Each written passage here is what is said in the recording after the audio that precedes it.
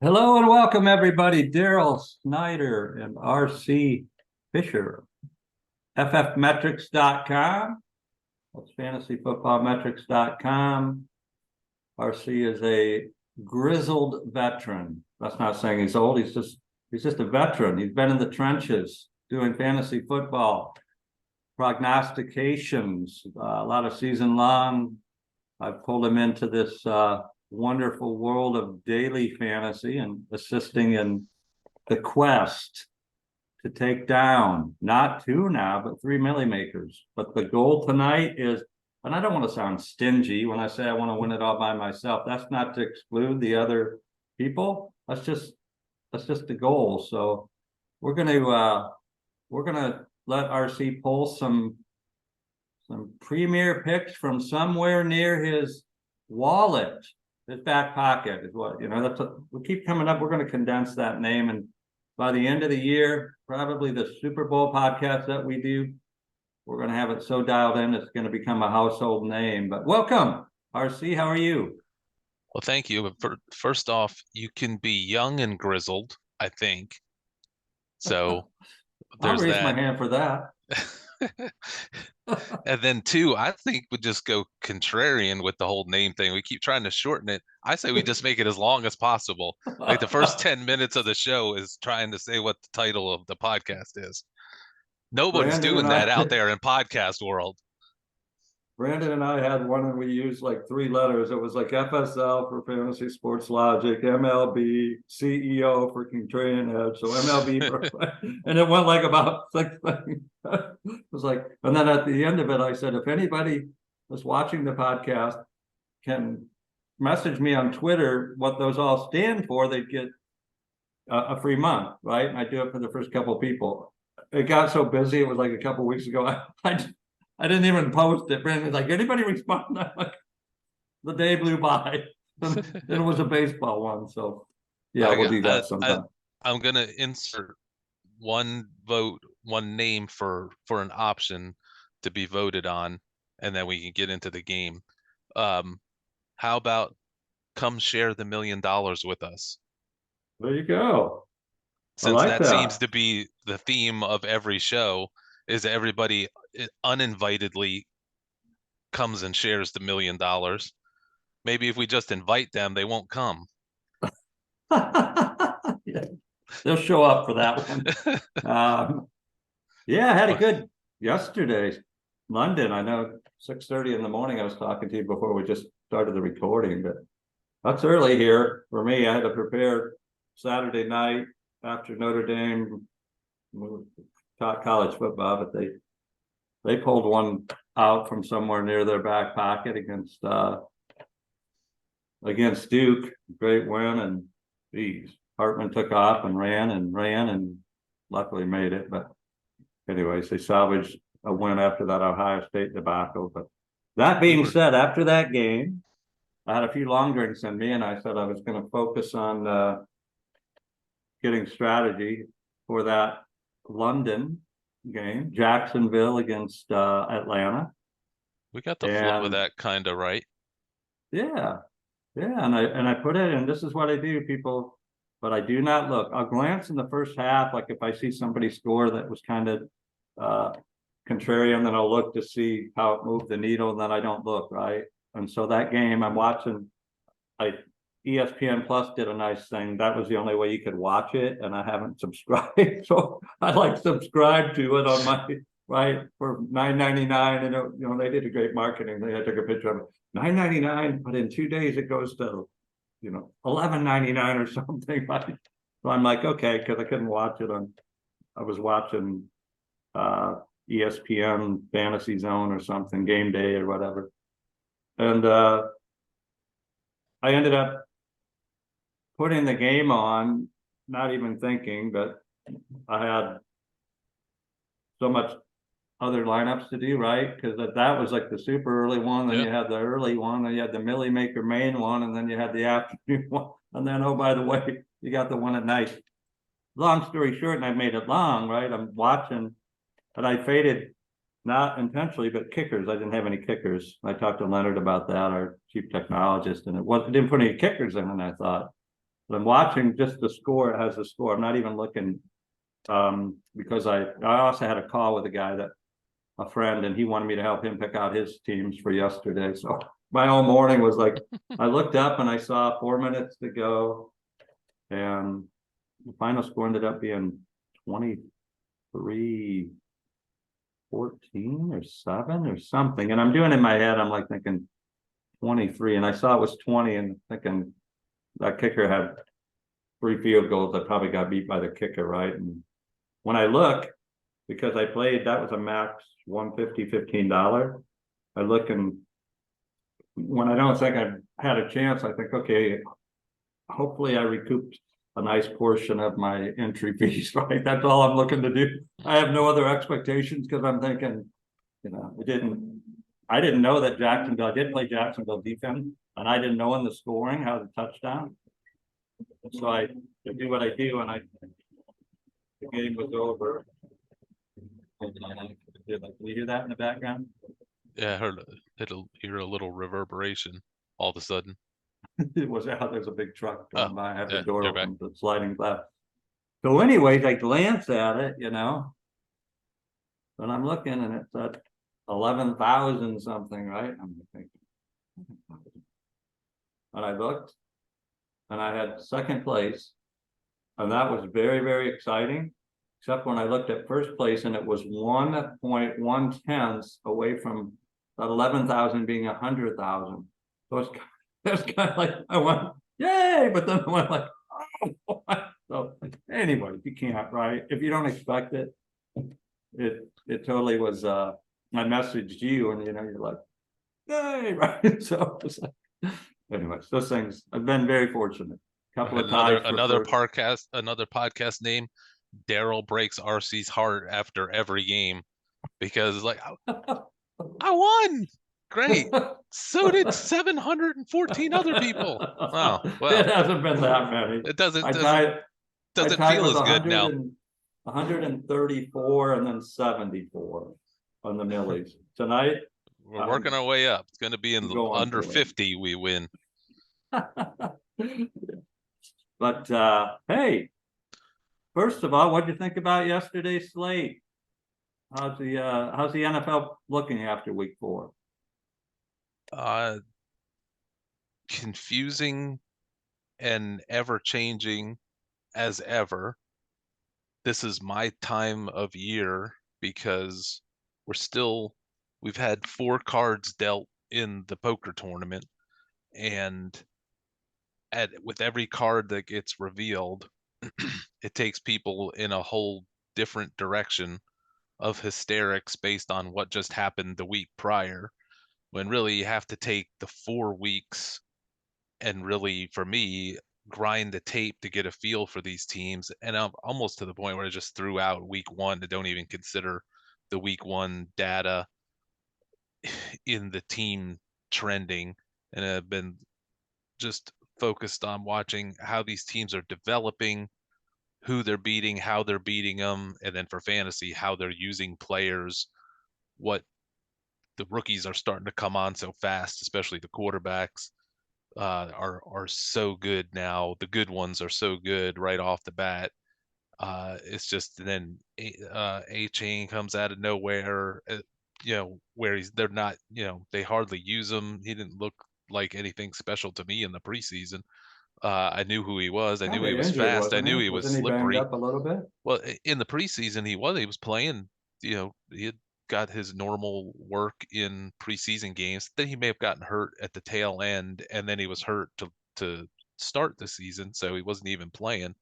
So I just thought, he's just gonna be, normal guy out there behind Mostert, probably behind Salvin Ahmed, and he'll be fine. But I'm not really expecting a whole lot. And then he comes on like gangbusters, and then guys like that will come on like gangbusters, and everybody will get all excited, and then 2 weeks later we won't care about him. We'll be on to somebody else. The football the football world is kind of like what's happened to the Miami Dolphins the last 3 weeks. After they scored the 70 points and beat Denver, everybody, every news story, every ESPN segment, every analyst is trying to outdo each other with comedy about how great the Miami offense is, how revolutionary it is, and it's changing football. And I'm sitting there thinking, this is the same team that almost lost to the Patriots the week before and scored 20 something points. They didn't have a blowout explosion against a New England team who has half of its secondary out injured. And they almost blew the game to Mac Jones, and we see how good Mac Jones is. So then they score 70 points against Denver, and everybody's writing poems to Miami all week. And then they go in and they get their heads kicked in by Buffalo. So then we're just like, well, that story's over with. Now let's talk about how great Buffalo is. And like, wait a minute, I thought last week Miami was the most unstoppable force. So we're in the kind of whipsaw action where fantasy players and bettors, especially from a fantasy side, they're so into what just happened last week is everything. So I'm my job remains the same every week, is to grind through the tape and the trends and to try to really see what direction these teams are headed and stay away from the noise and the things, the pots and pans that ESPN and NFL Network bang together about whatever it is they want to bang together. It's usually the wrong thing. It's usually 1 week behind. So um, I'm excited just because we keep getting, every week we get another card dealt in this poker tournament, and it's exciting to me to just see how to try to find the teams and the things that are hidden, not obvious. Well, a couple of things, I think. I think it's gonna be Houston and Tennessee. We're probably battling towards the Super Bowl. What do you think after yesterday? Well, the way CJ Stroud is developing every week, I'd say he's gonna be in Canton by about week 10. Yeah, that is, I mean, the guy, I know you're a big Bryce Young fan, so I'm gonna be careful about what I say here, but I think that pick for Houston, I mean, listening to what the teammates are coming out, I mean, that guy's like embraced that team, right? Picked him up, and Tank Dell and Nico Collins. I mean, all of a sudden All you're like Houston and you're looking, and yesterday they just smacked, right? It was like they just, and then it's you like, you invoke the name of Bryce Young, and I'm so excited because I knew that was, I knew that was, I'm yeah. coming back for the money that Bryce Young stole from me when I bet on CJ Stroud to be the #1 overall pick in the draft when the odds first came out, because everybody was all into Bryce Young. And I thought, there is no way the NFL can be this stupid that they would take Bryce Young over CJ Stroud. No possible way on no planet could this be possible. Well, I forgot, besides Earth. So I have bet all of the, as I said on this show numerous times, I have bet all the Carolina win totals under, the Bryce Young season long touchdowns under, and it's going swimmingly. And I want my money. But I did also bet on Houston to win the AFC South because I believed in Oh, CJ that'd be great Stroud, odds. What are the odds on and that? the odds were way out there. I can't even remember what they are. I bet I took a little bit of Indianapolis and Houston because I didn't believe in Jacksonville. So I just, as a flyer, because of the odds, I took Houston, but not seriously thinking that was going to come in. I'm sitting here now thinking that puppy might come in, because the the the two teams, I may have said this last show, the two teams that are really providing a almost collegiate atmosphere, enthusiasm.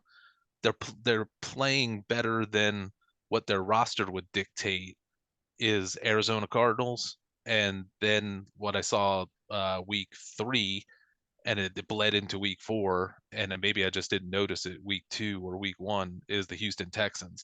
When I saw the Houston Texans, the way that they played that week 3 game, when they who did they smash in week 3? I can't even remember now. Jacksonville? Seems like a million years ago. Was it? Jacksonville? Yeah. Was it Jacksonville? Yeah, I Yeah, think it was Jacksonville. they went into Yeah, Jacksonville. when I watch how they really manhandled them. I mean, sometimes you get games where there's an upset and it's raining or there are fumbles or there's tipped picks, and it's just like everything goes against the team that loses, and the team that wins is, just a big benefactor of it, but they didn't really do anything to cause the win per se besides show up to the game. That wasn't the Houston Jacksonville thing. I mean, they beat Jacksonville up both sides of the ball, and with great enthusiasm, and they were just feeding off of each other. So I went in this week, and I think the Steelers are maybe the worst team besides Carolina, maybe worse than Carolina. And I'm like, I am playing that baby. I am taking the points. I am taking Houston to win. And they went out and they just smashed. It wasn't even close. That Pittsburgh game should have been a bigger spread. Pittsburgh's embarrassing, and but on the flip side, Houston is really a well coached. Right now, that is a well-oiled machine that I think could very well win that division now. I agree. I mean, they're exciting. Stroud, crazy start. He's got receivers. I mean, he's got Robert Woods is almost wide receiver 3 with Tank Dell as roommate, and Nico Collins, who's been good for a couple of years, just hasn't really had anybody to get him the ball consistently. So love They've had that guys call. hurt. Steelers. They've had guys hurt, and they're starting to come back now. So Houston's not even at full strength. So when they get back to full strength, this could really be something in a division that doesn't have a clear, if they were in a division with the 49ers or, pick your top team, then we wouldn't be having this conversation. But all of the AFC South teams are flawed. That's why I took a flyer on them and the Colts, because I believed in CJ Stroud and Anthony Richardson as one of them possibly breaking through quickly. I thought really it was going to be more Richardson that would break through quicker. But I He am still totally looks good. stunned. I Oh, he like him. looks He great. I got mean, injured. he looks great. They came back yesterday. I thought they were dead in the water, right? They came back and a break. They might have ended up Rams almost blew it, but yeah, that Those, was I like Richardson. I think uh, that he's gonna, I mean, this is week 4. Is Taylor got to make a decision this week, or what happened? I thought he was out because he was put on the PUP list, right? they could keep him on there longer. I think they opened up the window for they can open up a 3-week window of return, but not have him come back to the team. Then they have to make a decision in 3 weeks whether to shut him down totally or move him. So I think they'll move him within the next 3 weeks. I have him on a few of my best balls, so I'm rooting that they move him or play him. He's sitting there Because he's as a not going to weapon Miami. that I need. All the Miami talk has suddenly dried up. Go ahead. I'm sorry. My Siri interrupted. I don't Uh, know how it does that sometimes. I said all the rumors of everybody so confident that he was going to Miami. I guess that all dried up. Cleveland, maybe, huh? I could see Cleveland possible. There's going to be a lot of rumblings for Tampa Bay, but that's because the media doesn't even understand what Tampa Bay has with Rashad White. But I could see Tampa Bay doing it because Tampa Bay thinks they're somebody, but they're not. Um, They lead it the could be division. yeah, they lead the division now, so it's not. I'd say that was chances 0 last week, and I would give it at a 10, maybe a 1 or 2 now. I think Cleveland's fine with Jerome Ford and Kareem Hunt. I think when they signed Kareem Hunt, that was an indication that they aren't getting in on Jonathan Taylor. Also, whoever goes and trades for Jonathan Taylor has to give him a big contract. So I don't know who that team is going to be. It's not so much of a matchmaking, like who needs a running back, and this would be perfect because we can play, trading football cards and put Jonathan Taylor on my team. And no, if you acquire Jonathan Taylor, you have to pay him a boatload of money, and then if you just wait, I mean, if you're into Jonathan Taylor, you could just wait for the Colts to either cut him or just he goes to free agency in the off season. I mean, maybe the Colts bring him back. Maybe he sees something. I think. Yeah, obviously I don't think they'll disrupt, kind of like with Chase Claypool in Chicago. I think they're gonna dissenters can go home, especially when you're winning. So I mean, the Colts are 2-2. They should be 3-1. Yeah. Well, we got about half the show left. We want to switch over to tonight. It's a very familiar one side of the game because we've got the Giants who played against a team with a guy named Ronnie Bell that we brought out of the back pocket picks. And I like the game. I'll let you talk about it. I think I looked at the defense for the Giants, and you can elaborate on it. It didn't look like there's much there of all the teams. Seems like that secondary and defensive line, unless I'm missing something, they have like 2 sacks all year, no interceptions, no defensive touchdowns. Seattle, a little better, not a lot. I like a lot of scoring. I'll let you, any injuries we should look at first on either side of the ball? They're both canceled out with injuries on the offensive line. Defense there's some injury factors that are going to work in the favor of Seattle, in that you're exactly right. When I look at this game, I looking at the matchups of offense to defense. The Giants aren't a very good offense. And then you look and see Seattle's one of the worst defenses, I think, in the league this year. They're dead last in pass defense, or they were leading into this week. They made Andy Dalton last week Yeah. look like, And they've looked terrible every week. It's not like they got beat by Mahomes and Justin Herbert, so it's a little scheduling quirk. No, they just suck in pass defense. Best game they had was that Detroit one, but it wasn't a defensive struggle. Yeah. They just and I thought Seattle Seattle looked great as a team in that game because I highly value how good Detroit is. And I thought Seattle went in there undergunned and punched Detroit in the face. And you don't ever see that. It's usually Detroit that's doing the punching, even if they're losing.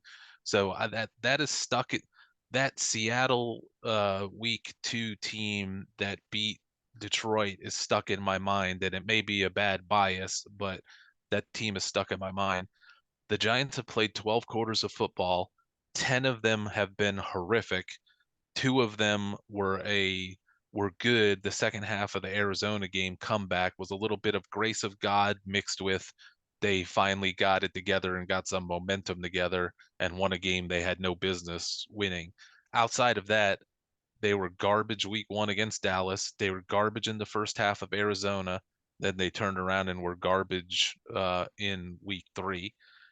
I think they're garbage coming into this game, especially without Saquon Barkley. Not that Saquon Barkley makes them good or anything, but it takes a really bad team and makes them that much worse because they have you can't go into a NFL's game or season or anything depending on Matt Breida and Gary Brightwell.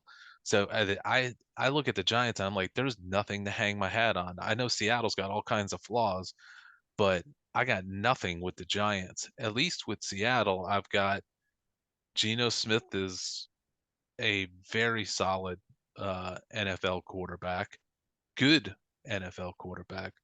But the X factor of this game might be that for Seattle being last place in pass yards against for pass defense, they have been Tariq Woolen is on par typically with Sauce Gardner. So that gives Seattle half the field gets shut down when Tariq Woolen's playing. He was hurt and I think did not play in week 2 nor in week 3, but he'll be back for this game. Now he did play week 1. Yeah, against whoever I don't know that he doesn't shadow anybody. He's just going to sit on one side of the field. The Giants it's not like the Giants have a number 1 wide receiver to worry about. But whatever side of the field, Woolen cuts the field in half. Oh, he's a Seattle DB? Yeah, he's a Seattle DB. Okay. So Wan'Dale Robinson. I don't think he'll chase it. Wan'Dale Robinson's just going to be jet sweeps and bubble screens. No, I like him then. If yeah, he's on the other side of the field, just because he's coming back from injury, and I would think. He's got Slayton. Even though he doesn't start, Seattle's got their two slot corners, nickel corners are out hurt. So you can beat them in this. I mean, Amon-Ra St. Brown crushed them in that Detroit game. You can beat them with your slot. And even though Paris Campbell's the starter and he may get his work in, I like Wan'Dale Robinson as somebody who can create offense better. The other side of the field for Seattle, they didn't have their rookie corner Devin Witherspoon, their top 10 draft pick, for week 1. They got him back for week 2, and it didn't seem to matter much. Didn't really make any amazing things in week 3. You're frozen on the video. Your audio's coming through. I think you're frozen on both. Now they're putting him on the outside corner. So if Witherspoon, if Woolen is back, Woolen is back. If he truly is 100% and back to his normal self, and if Witherspoon is halfway decent on the other side, then Seattle's pass defense, this will be the first time those two guys have played together on the outside. So that's the wrinkle that could happen for the Giants to try to throw against. And the Giants are already terrible throwing the ball as it is. So I'm inclined to fade everything Giants except for they might be able to make hay with the short passing game and the slot You like wide Hyatt receiver. too over there. I remember from a couple weeks ago. What do you think about him? Yeah, but I don't think this will be a Hyatt game per se because they got their two outside corners back. So it could be a surprise moment where they insert him in as one of the 4 wide receivers, send him deep, and hope he doesn't get picked up by the outside corners. But this Who's doesn't going to strike guard me. Waller? Waller, some not great in coverage linebackers for Seattle, unless they try to throw the corners on Waller and treat him like he's a wide receiver, which does happen. So Waller against linebackers will be favorable. Waller against the outside corners, they'll shut him down. Which again opens it up for a guy like Wandale. Yeah, Wandale's to me, if I was the coach of the Giants, if I was the offensive coordinator, I would plan this whole game around how to get the ball to Wandale to then draw the defense closer to open it up to try to throw over the top on occasions. That may open up a Jalen Hyatt deep ball shot, but I think Seattle's content to let everything stay in front of them. They know they don't have a pass rush, just like the Giants don't. So keep everything in front of you and try to be in a position to win at the end. Don't give up this is going to be a night of don't give up the big play. You like But the offense over the defense? I don't see the defense doing. I mean, if a I don't see a defense, rush there to cause any yeah, disruption on either side. Do you?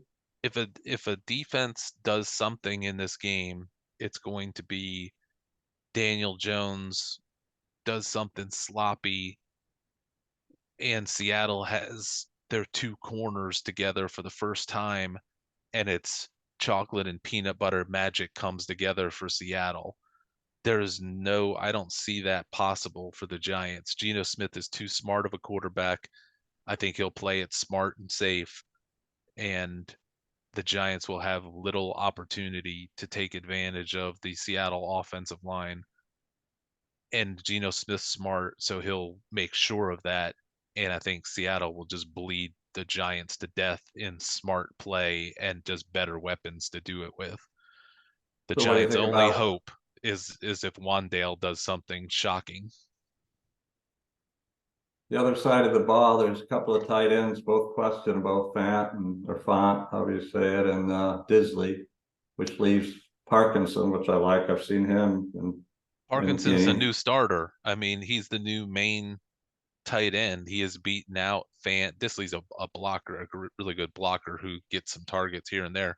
But Parkins is a really good receiving tight end. If I was leaning one way or the other for the prices, I'm sure I would like Parkinson over Darren Waller.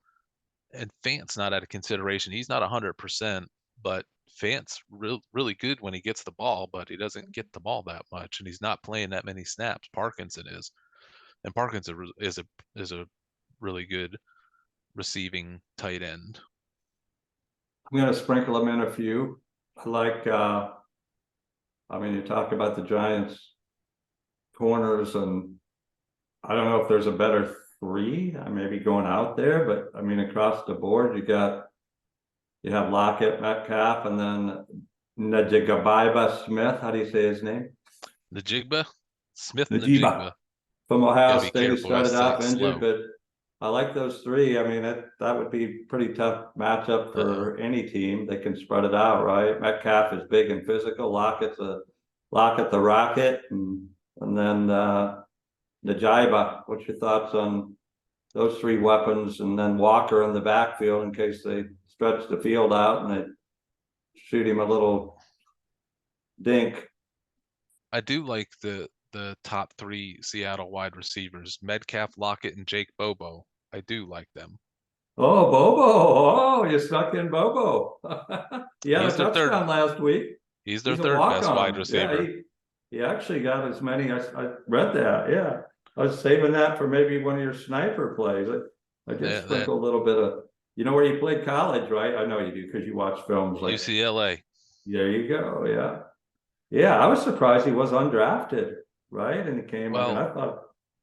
uh, when he ran a 4.9940 time, I'm surprised he's not bagging my groceries at my local store. I'm shocked at how good he is. I mean, I saw him on tape and I was like, wow, this guy's a pretty decent player. Then I saw his pro day numbers and I'm thinking, well, I hope this guy got his degree from UCLA because football's not in his cards. And then I watched him in the preseason. He was better than Smith Najigba, and I maintain that I think Seattle even knows that. They're not going to want to admit that. There's still time for Smith Najigba to develop and do whatever he's going to do. He's not terrible, but right now, I will say for right now, Jake Bobo has proven to be the better receiver. Every time they had scrimmages or crossover practices with other teams in August, Jake Bobo was the one putting up the numbers. Jake Bobo was the one that everybody walked away talking about, somewhat because of the surprise factor. Like, oh my God, I can't believe this guy is this good. But now we're seeing this last game, he played as many snaps. He may have played more snaps than Smith Najigba. So I don't rule out that this won't be a Smith Najigba decent game because another reason why Bobo's better than him, Smith Najigba was on the sideline pouting and had to be talked to by Gino and others that, his time is coming, the snaps will come, buck up, buckaroo, and all that. When I see that, I don't like to see that at all. That just plays into the fact that people were worried that he was a diva coming out of Ohio State. And now here he is 3 weeks into the NFL and he's on the sidelines sitting on the bench pouting about his targets in game, a game that they're winning, and he's over on the sidelines pouting because he thinks he's way better than DK Metcalf and Tyler Lockett already. That's a problem. And Jake Bobo's over there happy with any targets he gets, and every time they get him into the games, he's catching touchdowns and he's making plays. So I'm I like that call. Go with Bobo tonight. That's going to be so my yeah, rallying call. I think there's an opportunity there, but I don't discount that they're not going to give. I'll bet the first pass of this game, we'll do an over under of the second pass of this game, is going to be a quick hitter to Smith Najigba to shut him up.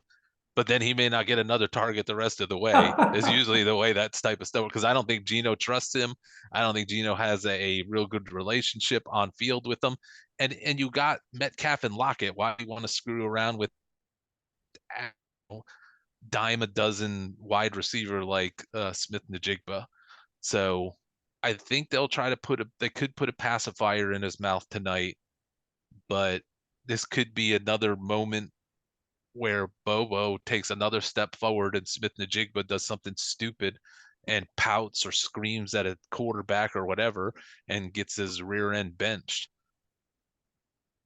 Well, I sprinkled some of them in, but I'm gonna wait to see if Disley is, he's questionable, so I can replace Disley with Bobo. In a heartbeat, so I put them in intentionally at Parkinson, so. What about Walker? Is it a game he can take over against the Giants and put up big numbers, 100 yards, touchdown or two? I think the pressure on just checking the Giants. The Giants have a mediocre run defense. Seattle's a really good run defense. That's why I don't think the Giants are going to hardly run the ball tonight. It's going to be all Daniel Jones running, but Daniel Jones throwing a lot of quick hitters, which again goes back to Wandale. But I don't know Brightwell when. more out of the backfield in that scenario, or I mean, I don't know why they would. I mean, The guy isn't pass-wise. very good, but I mean, somebody's got to get the ball. I would think it would be Breida, especially to get on the outside. That's what was so stupid about that last game that we watched, New York in the Thursday night prime time spot. I think it was that they're throwing on the outside to Brightwell. I mean, he's built more like a fullback, and here's Breida, who's a fast scat back type, and they're not getting him the ball out in space, but they're getting Brightwell the ball out in space. Didn't make any sense, but that's also why the Giants got smacked around. The thing I would say about the running back situation, of which I'll always be wrong every week until I'm right, and then once I'm right, it's game over. I keep thinking this is going to be the week. This is going to be the week. This is going to be the week that Zach Charbonnet starts to pull into that race and show that he's the better of the two running backs. There will come a time, whether it's this season or next, and I think it'll be this season, I don't know what week, that Zach Charbonnet will be the talk of the media about this team, that they got to get Charbonnet more involved, and it'll start with people. Charbonnet will have an outbreak game, and being this is on a solo night game, this is the perfect spot for it, where the media can jump on after the fact and go, that Zach Charbonnet is pretty darn good. And then it'll be a thing where they're like, we need to, I Did he think play Seattle with needs to Bobo at get, UCLA? yeah. They will say they got to get Charbonnet more. Man, what a luxury! They got the great Kenneth Walker, and they got this Charbonnet kid. This Charbonnet kid's better than Kenneth Walker. Differently skilled, but Zach Charbonnet is Marshawn Lynch reborn with better hands and faster feet. There is nobody physically tougher running the ball than Zach Charbonnet, but he's fast and he's good in the passing game. If I was putting together an NFL team, I would take Charbonnet over Walker in a heartbeat. It's only good, and Seattle didn't draft Zach Charbonnet to be a punt gunner and watch Kenneth Walker rush for, a bunch of touchdowns and boring fine work otherwise. I think they know what they have in Charbonnet, that it's going to have to work into a split eventually, and they can just I mean, the NFL, you're going to have two running backs to have one and use them at appropriate times. Zach Charbonnet should be the short yardage master of this team. He should be the third down back because Kenneth Walker stinks in third down. Charbonnet doesn't, but they'll use DJ Dallas at first to play some of the third down role because he's experienced. So we might see Zach Charbonnet get 5 touches tonight. We might see Zach Charbonnet get 15 touches as he is a breakout because Seattle gets way out on the Giants, and then they say this is a fine time to get Charbonnet some more experience and more touches, and then he won't know what the score is. He'll just start steamrolling defenders. Well, I hope you're right on the Charbonnet, because I faded Dallas 100%. He hasn't, with those two in there, so I don't need to see him on third down and get into the end zone. So maybe I'll sneak him in here or there, but I He'll be like, in for a couple of third down snaps, but that's more as a blocker, but he'll probably get a target or two, but I don't think it'll be anything serious. If Walker were to get hurt, then you'd probably see DJ Dallas at first because he's more experienced, and then they'd start throwing Charbonnet. But once they get a full, it's been wandering there every week, just a little bit more with touches and everything else. And Charbonnet being in more critical spots. So there's going to be a moment where it flips over to full um, trust in Charbonnet, and then there's going to be no turning back. Then see everybody in Seattle mark it down. I don't know what week or what year they're going to be calling him Marshawn Lynch 2.0 or better than Marshawn Lynch. There'll be stories about it. There'll be all kinds of stuff. Kenneth did you Walker see will be a the, ghost. they were comparing Pacheco last night. Did you see that when they were showing the Yeah, physicalness of? I get that, but Pacheco's is a totally different cat to me than uh, Marshawn Lynch. But I get the compare. I mean, because they run so hard and Pacheco's physical, but Pacheco's physical for like no. I'll give you an example, and I love Isaiah Pacheco. Isaiah Pacheco will come up to a defender trying to tackle him, and he'll put his head and shoulder into it and try to knock the guy back. But the defender won't really get knocked back. The defender will have a tussle on their hands, and then they'll bring him down with a tackle. But you're like, wow, that guy's he don't aim for the sidelines. He aims for contact. Good for him. Zach Charbonnet, I mean, there's a highlight from last week where he was going in for a touchdown. He was going down the sidelines for about a 10-yard touchdown, I think off a screen pass, and he was rolling down the sidelines towards the goal line, but then a crowd was coming up around the 2 or 3 yard line, and one particular guy come racing up at about the 2 yard line to meet Charbonnet. And so the defender's coming in full speed from the end zone. Charbonnet is going full speed towards the end zone. The defender had the angle because there was a bunch of other defenders starting to close in. So Charbonnet was going to take on this one guy near the sidelines. And there's cool video of it on YouTube or whatever. Charbonnet full speed approach for both of them. Charbonnet puts his shoulder down, and he knocked the defender from the 2 yard line back through the end zone in the air. I've rare seen anybody do that to an NFL defender who was not kind of standing still or wasn't aware something. It was almost a Bo Jackson type of hit where it almost looked like it was CGI. The guy went flying so far that it almost looked like it was a movie trick. A So video game? but Charbonnet does that a lot. He dishes out punishment like an old Walter Payton. So eventually Seattle's going to fall in love with that guy as the second Marshawn Lynch. Could start Are they tonight, going to give him the ball in the Super could Bowl start at down around the Christmas. goal line? They would be wise to. If I were them, I would give it to him before I gave it to Kenneth Walker. Lots of good things. We have a few minutes left. We've talked about. I'll let Bobo. I'm gonna go Bobo. Gonna be one of my chants tonight. I'll put him in. I think he's gonna be really contrarian. I like obviously Charbonnet. I think I have him mixed in. I don't think he'll be as sneaky just because he's been playing more and getting snaps. I think Bobo will be sneaky.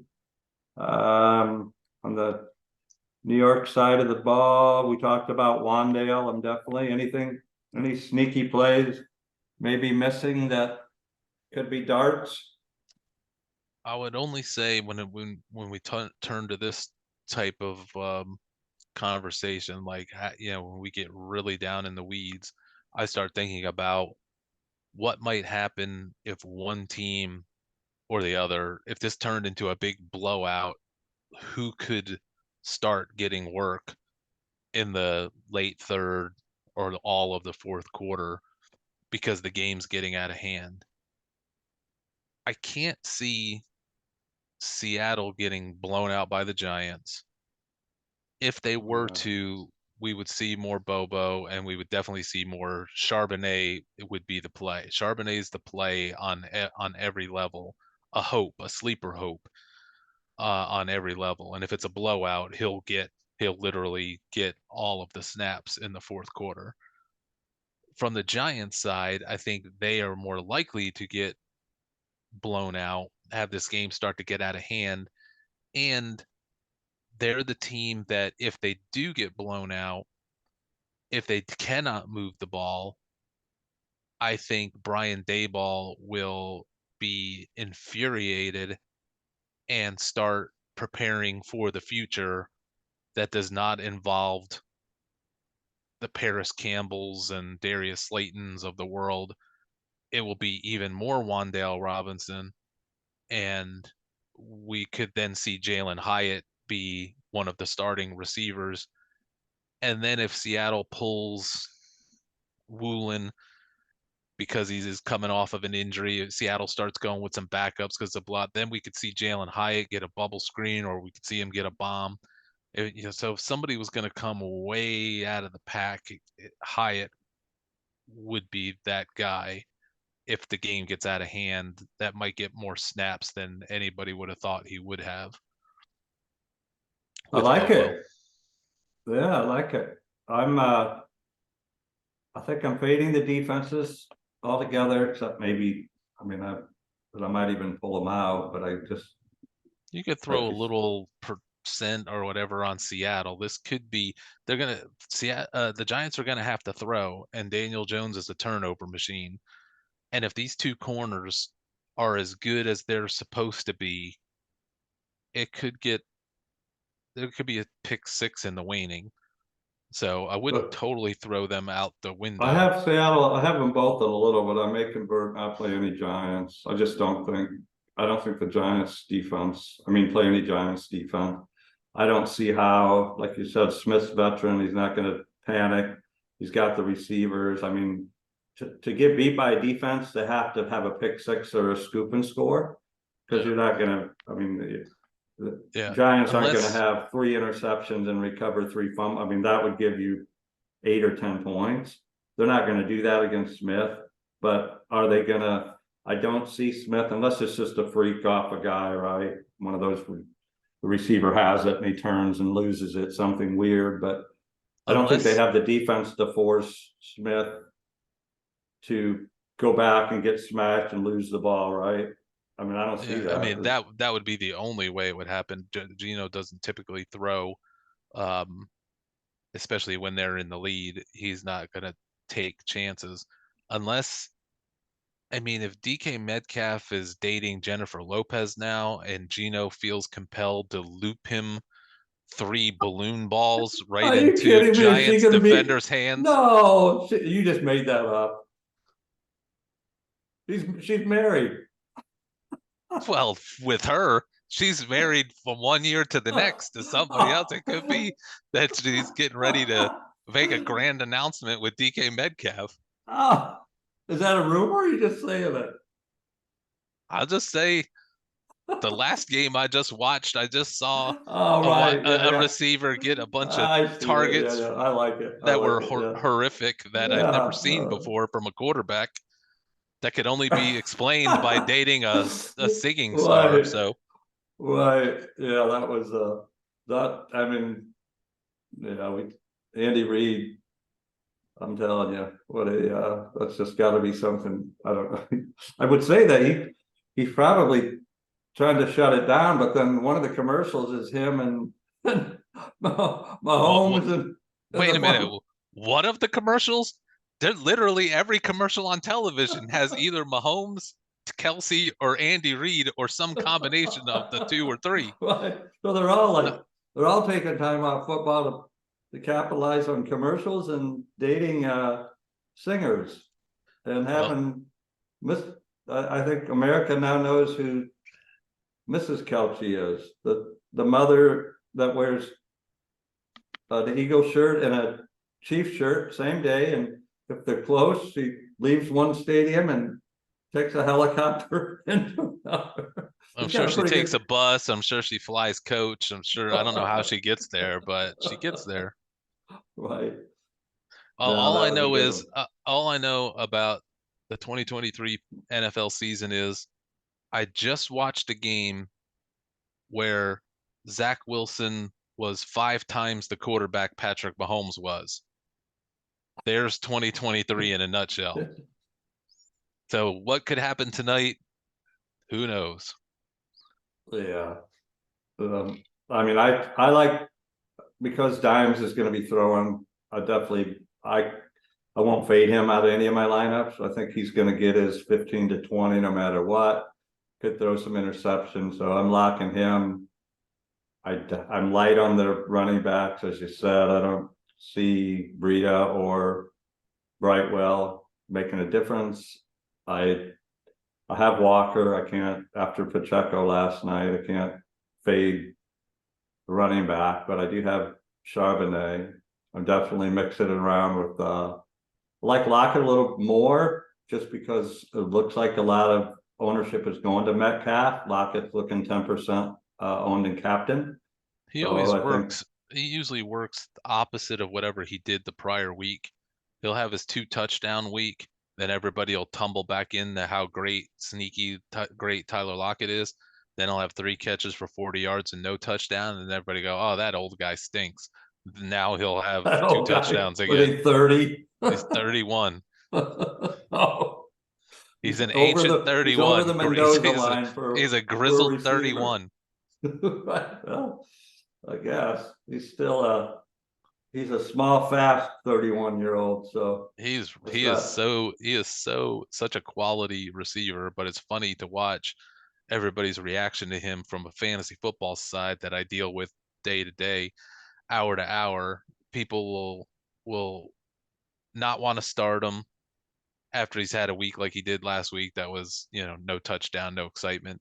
They're like, I'm not starting him. Should I cut him? Then he'll score 2 touchdowns, and then the next week they'll be like, oh man, I got to go out and I got to go trades. I wonder if I could get Tyler Lockett to help my wide receiver woes. Right. And back and forth it goes all We season little with do they Lockett. know, probably out there available, Jake Bobo. Yeah, I am not giving that as an alternative to Tyler Lockett. I will give it as an alternative to Smith Najigba. Well, thank you, RC. You can find RC at ffmetrics.com. He's on Twitter, ffmetrics, and he's providing one of the data feeds in the Contrarian Edge Optimizer. Didn't talk a lot about that. That's how I have had some pretty good weeks in just the last few. RC's input, trying to find those contrarian plays. You can find that at fantasysportslogic.com. It's a whole $1 for 7 days. So we broke that down. Brandon, he's the Stanford guy, had him do it once. He thinks it's not a lot of money over the 7 days. $1 divided by 7. You can... And what's a dollar? I mean, a dollar for an invite to come share the $1 million with us for $1. There you go. I know, for 7 days. I mean, the math does itself right there.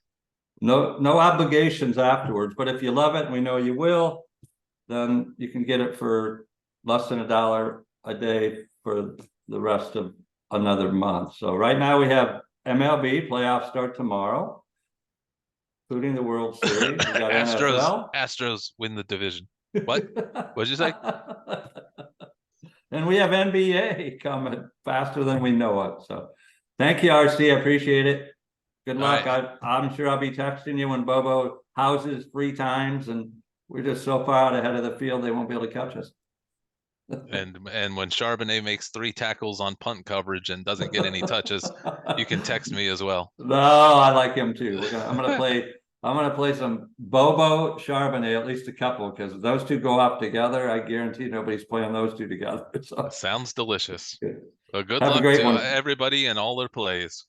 Thank you. All right. Appreciate you. Bye-bye. See ya.